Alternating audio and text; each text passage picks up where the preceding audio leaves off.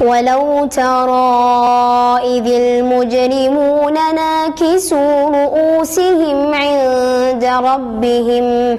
ربنا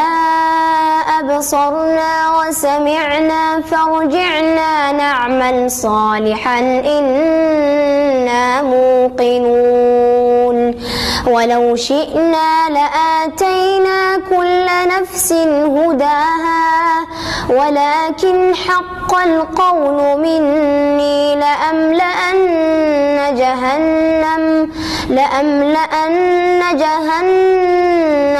من الجنة والناس أجمعين فذوقوا بما نسيتم لقاء يومكم هذا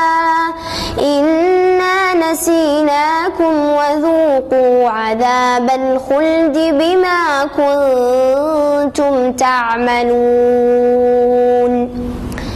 إنما يؤمن بآياتنا الذين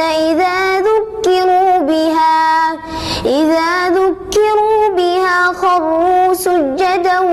وسبحوا بحمد ربهم وهم لا يستكبرون تتجافى جنوبهم عن المضاجع يدعون ربهم خوفا وطمعا ومما رزقناهم ينفقون فلا تعلم نفس ما أخفي لهم من قرة أعين جزاء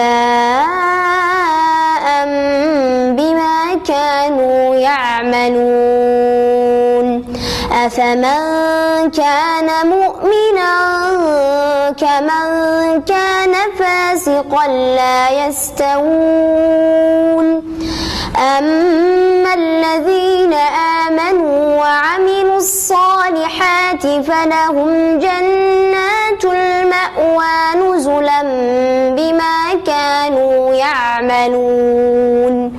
وأما الذين فسقوا فمأواهم النار كلما أرادوا أن يخرجوا منها أعيدوا فيها وقيل لهم ذوقوا عذاب النار الذي كنتم به تكذبون.